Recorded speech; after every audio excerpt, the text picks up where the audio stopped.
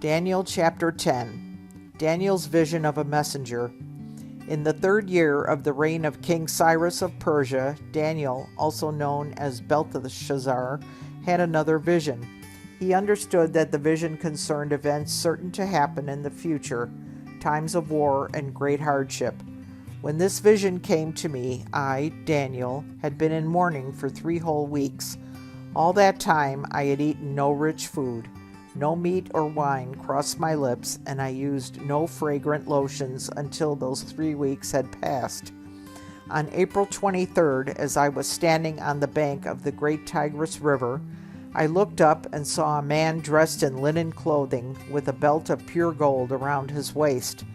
His body looked like a precious gem. His face flashed like lightning, and his eyes flamed like torches.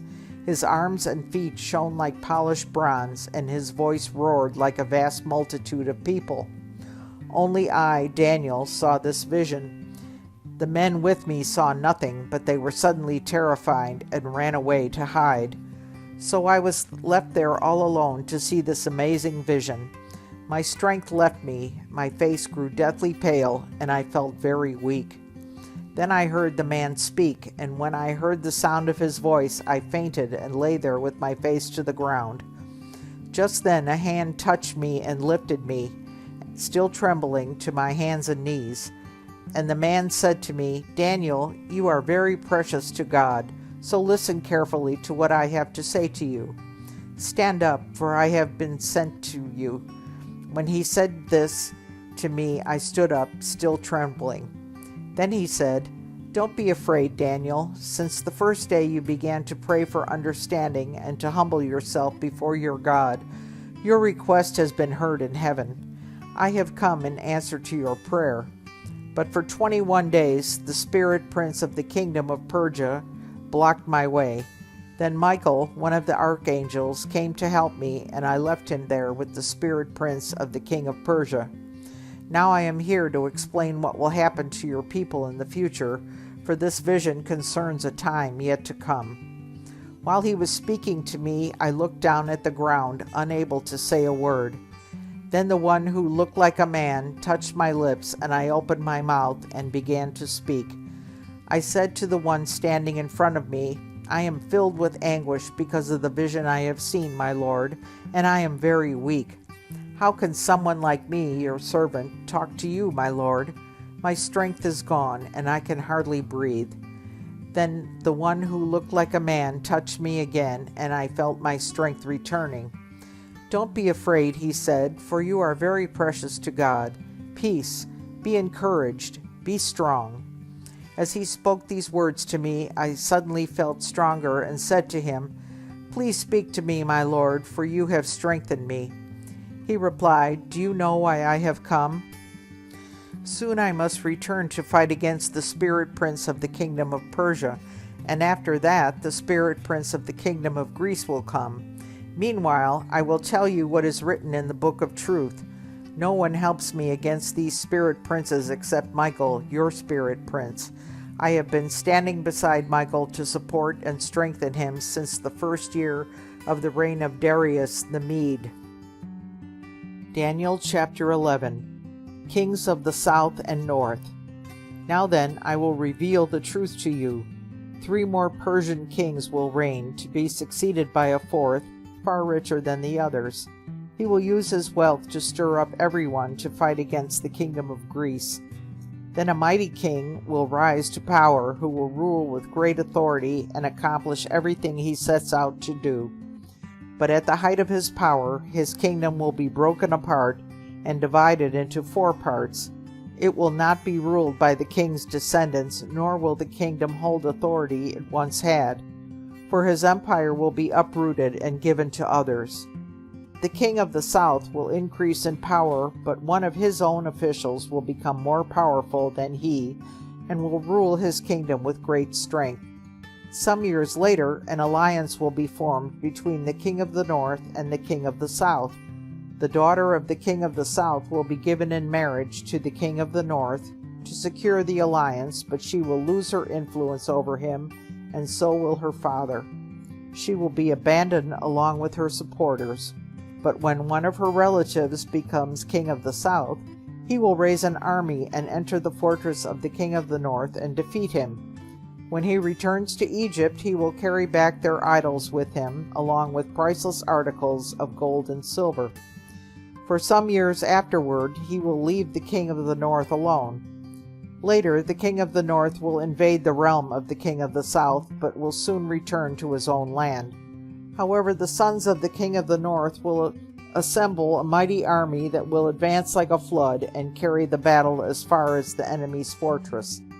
Then in a rage, the king of the south will rally against the vast forces assembled by the king of the north and will defeat them. After the enemy army is swept away, the king of the south will be filled with pride and will execute many thousands of his enemies, but his success will be short-lived. A few years later, the king of the north will return with a fully equipped army far greater than before. At that time, there will be a general uprising against the king of the south. Violent men among your own people will join them in fulfillment of this vision, but they will not succeed. Then the king of the north will come and lay siege to a fortified city and capture it. The best troops of the south will not be able to stand in the face of the onslaught. The king of the north will march onward unopposed. None will be able to stop him. He will pause in the glorious land of Israel, intent on destroying it. He will make plans to come with the might of his entire kingdom and will form an alliance with the king of the south. He will give him a daughter in marriage in order to overthrow the kingdom from within, but his plan will fail. After this, he will turn his attention to the coastland and conquer many cities. But a commander from another land will put an end to his insolence and cause him to retreat in shame. He will take refuge in his own fortress, but will stumble and fall and be seen no more. His successor will send out a tax collector to maintain the royal splendor, but after a very brief reign he will die, though not from anger or in battle. The next to come to power will be a despicable man who is not in line for royal succession. He will slip in when least expected and take over the kingdom by flattery and intrigue. Before him, great armies will be swept away, including a covenant prince. With deceitful promises, he will make various alliances. He will become strong despite having only a handful of followers. Without warning, he will enter the richest area of the land. Then he will distribute among his followers the plunder and wealth of the rich, something his predecessors had never done. He will plot the overthrow of strongholds, but this will only last for a short while. Then he will stir up his courage and raise a great army against the king of the south. The king of the south will go to battle with the mighty army, but to no avail, for there will be plots against him. His own household will cause his downfall. His army will be swept away, and many will be killed. Seeking nothing but each other's harm, these kings will plot against each other at the conference table, attempting to deceive each other. But it will make no difference, for the end will come at the appointed time. The king of the north will then return home with great riches. On the way he will set himself against the people of the Holy Covenant, doing much damage before continuing his journey. Then at the appointed time he will once again invade the south, but this time the result will be different. For warships from western coastlands will scare him off, and he will withdraw and return home. But he will vent his anger against the people of the Holy Covenant and reward those who forsake the covenant. His army will take over the temple fortress, pollute the sanctuary, put a stop to the daily sacrifices, and set up the sacrilegious object that causes desecration. He will flatter and win over those who have violated the covenant, but the people who know their God will be strong and will resist him. Wise leaders will give instructions to many, but these teachers will die by fire and sword, or they will be jailed and robbed. During these persecutions, little help will arrive, and many who join them will not be sincere. And some of the wise will fall victim to persecution. In this way they will be refined and cleansed and made pure until the time of the end, for the appointed time is still to come. The king will do as he pleases, exalting himself and claiming to be greater than every god, even blaspheming the God of gods. He will succeed, but only until the time of wrath is completed. For what has been determined will surely take place. He will have no respect for the gods of his ancestors, or for the God loved by the women, or by any other god, for he will boast that he is greater than them all. Instead of these, he will worship the god of fortresses, a god his ancestors never knew, and lavish on him gold, silver, precious stones, and expensive gifts. Claiming this foreign god's help, he will attack the strongest fortresses. He will honor those who submit to him, appointing them to positions of authority and dividing the land among them as their reward. Then at the time of the end, the king of the south will attack the king of the north. The king of the north will storm out with chariots, charioteers, and a vast navy. He will invade various lands and sweep through them like a flood. He will enter the glorious land of Israel, and many nations will fall, but Moab, Edom, and the best part of Ammon will escape. He will conquer many countries, and even Egypt will not escape. He will gain control over the gold, silver, and treasures of Egypt, and the Libyans and Ethiopians will be his servants. But then the news from the east and the north will alarm him, and he will set out in great anger to destroy and obliterate many.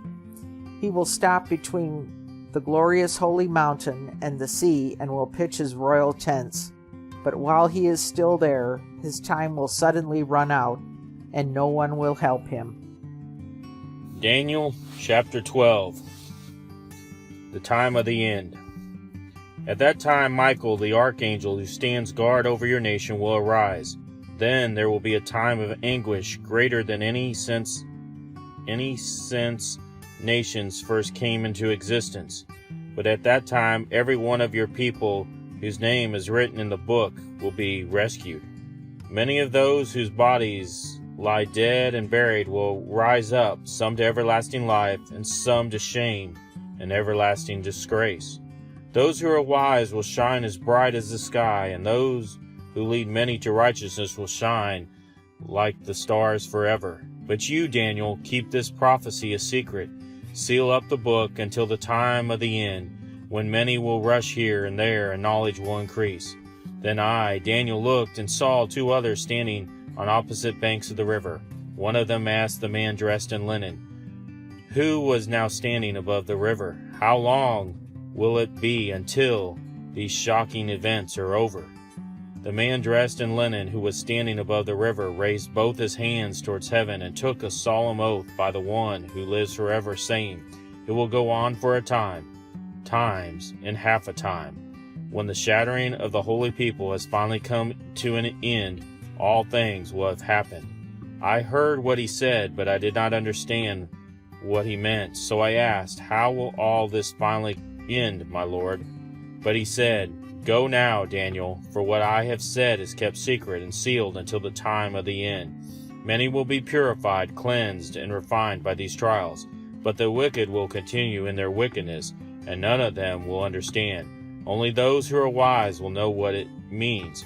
From the time the daily sacrifice is stopped, and this sacrilegious object that causes desecration is set up to be worshipped, there will be 1,290 days, and blessed are those who wait and remain until the end of the 1,335 days. As for you, go your way until the end. You will rest, and then at the end of the days you will rise again to receive the inheritance set aside for you."